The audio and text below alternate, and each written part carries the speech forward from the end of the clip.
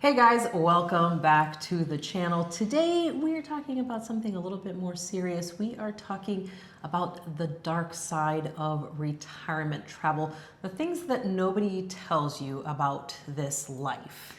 Yeah, the things that maybe aren't quite so good and that maybe you need to look out for, consider before you decide to do retirement travel, because we talk about all the good things because it is mostly good things, but there are some bad things, some things that you need to look out for. So we're going to jump right into those and talk about them, talk about how we feel about them, and share how you can kind of overcome these as well.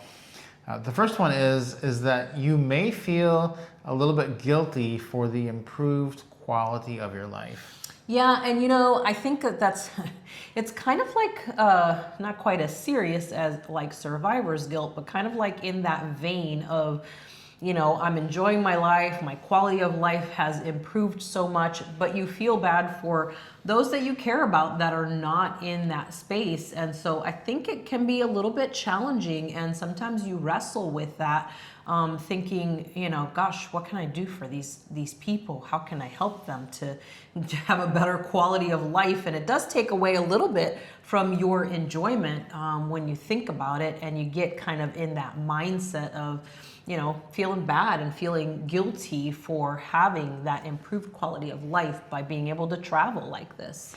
And the next one is going to be that it will take some time for you to find a connection groove with those back home, the people that you are leaving behind, and you actually may never find it. We hear that a lot, that people like, oh, I'm going to stay in touch with my friends, and then they just don't. Or one of the things that people say is, we're going to go and hopefully all of our friends will come visit us. That is very unlikely to happen. We've never really heard of anybody's friends coming to visit them in a foreign country. And we've talked to a lot of people who thought that would happen. It does not happen. People move on. They will move on without you, and they will lose track of what you're doing. And this comes up in a few ways, is that people then lose a connection to other people. And so one of the things we've done is we've started a community of people that you can connect to, because that is such an important thing. But it's even more important to connect to people that understand and get what you're doing. And so to be in community with like-minded people is important, because the people that you used to know, your old friends, they will start to fall by the wayside. That's just the truth of it. Even with social media connections, they will lose track. They will just stop caring at some point. Some of them will be jealous. Some of them will not want to admit that what they've done is wrong, and they're on a path that's not great for them. But you will lose those connections, and you need to replace them with something. So if you are interested in that community, there is a link in the description for that. It is amazing for getting you in touch with people who are doing the same thing and being like-minded with you. Yeah, and I think that's such a huge key thing, because that's what builds that what causes kind of the disconnection with the people back home, is your lifestyle is so different now than the one you had when you were at home, that it is really hard to find that common ground again with the people that you were connected with at home.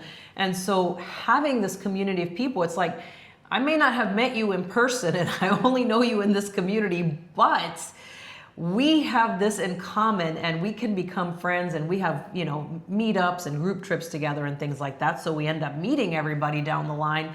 But it's just so important to have that connection with people who understand what your lifestyle is like. You don't have to explain every little thing. The last meetup actually that we had, so many people said that to us. They were like, it's so good to not have to explain every single little detail of how I do things. You get it, you understand this, and I don't have to explain the whole thing to you. I could just, talk and not have to explain every little thing. And that really does make a huge difference. And, you lose that commonality with the people, back home, but not everybody's meant to be in your life all the time. And you'll find a groove with the people that you want to have connection with and that want to have connection with you. You'll find a way to stay connected. It is harder, so you have to work a little bit harder at it, is the thing, because especially when we're separated by, 12, 13 hours between our time zones, you really have to make an effort, and you really want to have to connect with that other person in order to make something like that drastic work. I think the other thing that we hear in this vein is that people will often say, oh, we're going to start a YouTube channel just for our family and friends back home, and just to, keep them up to date on what we're doing, or we're going to start a blog or whatever. And I'm just going to tell you what they're thinking right now, because we've talked to hundreds and hundreds of people who have tried this. And the reality is, the dark side of this is, they don't care. They're not going to watch it. They don't care. That's the overwhelming response, not from just our experience, but from everyone we've talked to. They've said that once you get past the first month, the people back home will lose track of you. They will stop caring. And so if you're thinking in your head, I'm going to do all this to update these people that eventually are not going to care, it's not worth the effort. So when you want to do YouTube, my suggestion is, from the beginning, do it for you. Do it because it's what you want to do, and do it in a way such that you're going to make an income on it, because there's a difference. When you're doing YouTube for your friends or your family, you do things differently than you would do if you're doing it because you're trying to have a successful YouTube channel. And so I would say, just jump in from the beginning, do it the right way. That's what we've been doing. That's what tons of people in our community are doing. And they get monetized and they start making money, which is going to be helpful on another point we're going to make later, because they're doing it the right way from the beginning. So just skip that whole, I'm going to do all this to keep my friends and family updated, because you're going to call your friend and they're going to be like, hey, where are you? And they're going to have no clue what you're doing, because they haven't watched anything. They're busy. They're still in that rat race that you got out of. They don't have time to be watching a 30, 45-minute video every week on what you're doing, and they're just not interested. So just take that advice. It's not advice just from us. It's hundreds of people have told us that is what's going to happen. Yeah, and don't take it personally. Yeah. It's not a personal thing. It's just a shift in a relationship. It's not that you did something wrong. It's not that they did something wrong. You have to, and that's part of this whole process, kind of, grappling with that in your brain, is that it's not your fault. It's not their fault. It was just a change, in life, and it's time to continue to move forward. It doesn't mean that they even dislike you. I have people that I'm disconnected with that I was friends with when we were back home. And every once in a blue moon, like once a year maybe, one of them will send me a message or something and say, oh, I saw this, thing about Vietnam somewhere and it made me think of you. And it's like, okay, that person doesn't dislike me and I don't dislike that person because we don't have that connection. We just don't have the connection anymore. It's just, don't take it personally, because it is not. Yeah, and that's what it is. It's like starting over. Building new connections, finding a new way to live, and doing things differently. But this life is also not one size fits all. It will take some time to find your groove, to figure out what type of cadence you need to be on and how it's going to work out for you individually or you as a couple. I want to bring up that there is an adjustment period for traveling and living together 24/7 if you're going as a couple. You've lived together obviously for however long you've been living together, but you have not been together 24/7 likely, unless you were like us where we both worked from home before we started doing this. So it wasn't as big of an adjustment on that end, but what has been an adjustment for us even, and this will be for you as well, is living together in a smaller space. So we came from Atlanta where we had a 3,000 square foot house, and now this is a studio. So you'll find places in foreign countries are much smaller, and that will be the adjustment, is how do I live 24/7 in a small space? Some of you, maybe one of you worked outside the home and you were gone 8 to 9 hours a day, then you're sleeping 8 or 9 hours, and you're really only together 5 or 6 hours a day. You're going to change that to all day and then shrink the space down. That can be a shock. Yeah, I think that was more the difference for us because we worked together before. We were together 24/7. We even homeschooled our kids, so all four of us were home all the time, every day basically. So that part didn't affect us, but it did make a difference to considerably shrink down the amount of space that we were sharing together. And just especially with once we made the shift from as many Airbnbs to more hotels in the last couple of years, even smaller. I mean, yes, we're in a hotel right now, but it's a studio, so it's on the bigger side. We've stayed in places that were less than half the size of this apartment that we're in right now.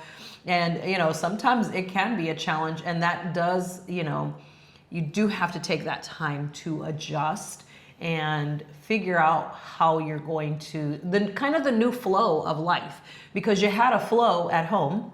And gosh, we each had our own offices in our house, so we could work separately. We each had our own office, so even though we were in the same house, we had our own workspaces. But here, we share usually a workspace, and sometimes we don't have a workspace at all. Yeah, and even just that flow of what time are you going to go to bed, what time are you going to wake up, because you are now impacting the other person with those decisions, whereas when you have a house, you could watch TV down in the living room, the other person could be asleep in the bedroom. Now, if you're watching TV, the person is right there in the room. You're with in you. the room. So can that work for you? What adjustments are you going to need to make? Those are the things you need to think through, because they can be troublesome for some people, but you will eventually come to an understanding of what works for both of you, and that'll just be what you end up doing. So that will work. The next one is a phrase I've coined lately called food acquisition. And that resonated with a lot of people in the community, because people say food acquisition is much tougher when you're not in America. It's not just you go to the store once every 2 weeks and load up your SUV with $400 worth of groceries and you're done. It's a lot tougher to get food overseas. So you're not going to be getting that many groceries if you're even in a place where you can cook. You're going to be going out. You're going to be going to a club lounge if you've done some of the stuff we talk about in the course where you're getting points. Or you're going to be ordering food on apps like Grab, which is kind of like Uber. But there's always an acquisition time to get that food. Yeah, and it's just, you kind of have to work it into your schedule, because you go from, you can get up and have your coffee and, move about the day slowly in your pajamas and eat your breakfast in your pajamas if you want to, and just take it slow, because you don't have to leave the house. You don't have to leave your room but you do. And that does make the food acquisition a little bit more uncomfortable or challenging, because all right, well, I have to get dressed if I want to go eat in the lounge or go down and eat at the restaurant, or even if I order food and I have to go down and pick it up. I'm not going to go down there in my pajamas and pick up food that's been delivered. So, there's that. But then on top of that, if you do have a place like we're in right now, a place where we have kitchen, the last 3 hotels have had kitchens, so we're cooking, which we enjoy doing, but you can't go to like Costco and load up on, a 36 count package of eggs and, big bag of bagels or bread or whatever. You go to the corner store and you buy a 6-pack of eggs, and, you buy one small shelf-stable container of milk and one small baggie of cereal and just like that kind of stuff. Or you have to go to 2 or 3 different stores to get the things that you want, because this store didn't have, instant oatmeal, but that one does have it, or this one has this seasoning and that one doesn't. You have to go sometimes to 2 or 3 stores, and then 9 times out of 10, you have to walk your groceries back home. So you're not going to do a huge giant haul, because it's going to be pretty heavy bringing all that stuff back too. Yeah, and I think it does differ by country. Like in Thailand, it's pretty easy food acquisition, not that tough. Other countries like Japan is like really struggle. It's like you'll wake up and you'll be like, oh, we gotta get food again. And you'll pull up your Google Maps, you'll be like, I don't see anything. Because like in Japan, the Google Maps is all just in Japanese. And so you will pull it up and be like, let's go here. And then you'll go over there and it's like, it's a hardware store. It's like, that wasn't a restaurant even. So it's like, it's very difficult. And you're like, oh, okay, let's just go to McDonald's. We know where it is. And sometimes you'll find yourself eating more McDonald's than you thought possible because you just have done a poor job of food acquisition. So that'll be something you need to learn and something that you need to get used to. Next one is that you need to give things up and compromise in each location. When we're at home, like when we had our house, we had everything we wanted. It was our house. We owned the house. We spent 5-6 years filling it with the stuff we wanted. Everything was there. It will be very rare to get a hotel or an Airbnb that has every single thing that you wanted. It's just not going to happen. So you can look at what you want and you can make compromises. Maybe you get one with something here and not here. This one has a bathtub. This one doesn't. This one, ooh, this comes with a grill. Ooh, wow, we'll do that. But this one, but it doesn't have a bathtub. You're never going to have everything, so you're going to have to compromise on certain things all the time. Yeah, and this one is a little bit like it was at home, like when you're purchasing a home or you're renting a home or an apartment, you do have to, have some compromises, but you do have the ability to make it what you want because you can pay to have a bathtub put in. You can pay to get the refrigerator or the stove that you want. You can pay to have those things, but if you're here, I'm obviously not going to pay to have a refrigerator put into my hotel room or to have a tub put into my hotel room if I didn't get one. It's just understanding that you'll have to be okay with that in some places. And I think most people, this one is one that I think most people will be okay with the compromises, but understanding that you will still have to do that, sometimes a bigger gap than you did at home. All right, this one's important. Your budget is going to go up over the years. You will want to make less compromises the older you get. If you're doing this as retirement travel, you're in retirement age. If the older you get, the less you're going to want to deal with hassle. And the longer you do it, the less it is. It's like when you're younger and you're just starting, you're excited, you're like, oh, we'll just fly coach all over the place. Eventually, you're going to want to fly business class. Eventually, you're going to want upgrades to suites. Eventually, you're going to want to be in a more convenient location and not have to walk 15 minutes to get to the train station. And so when that happens, your budget is going to go up by 10, 15, 20%. And so if you start out with a budget or you go into this saying, this is our budget and it's pretty tight and we're never going to work again and we're not going to make any more money, that can be a little bit problematic 5 years down the road, because in 5 years, your needs may have changed or your desires, your wants may have changed. And that's why we recommend people do something on the side. Start a little side hustle, start a YouTube channel. That's pretty easily the best thing to do. It's one of the best opportunities of anyone's lifetime. It's an easy business to make money, and you can make enough money doing it to where you can have those little luxuries that you didn't think you were gonna need when you started, but you don't have to go back to work full time. You can just be doing a YouTube channel on the side and make that money. That's what tons of people, I'm not gonna say everybody, but pretty much a high percentage of people in our retirement travel Jumpstart course and YouTube community are getting monetized and making money on the side so that they can have those extra little things when they do come up. And that's kind of what we're doing too, is we have now realized how much we've pivoted from the first time we went overseas to Bangkok. We were like, why did we get that apartment? It was like, well, because we got that apartment because it was $600 a month, and that was our budget. And it's like, now we don't really want to live in that same apartment because this was wrong and this was wrong. We didn't like the location, and now we want this one that's a little bit easier on us.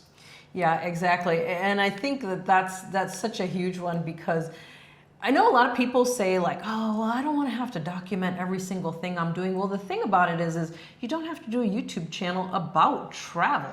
You could do it about what your job was, something that you have a specialty in, or a hobby, something that you enjoy. Teaching someone how to play the ukulele if you're really good at it, or doing crock pot meals, or if you're really good at organization, or if you're good at life coaching.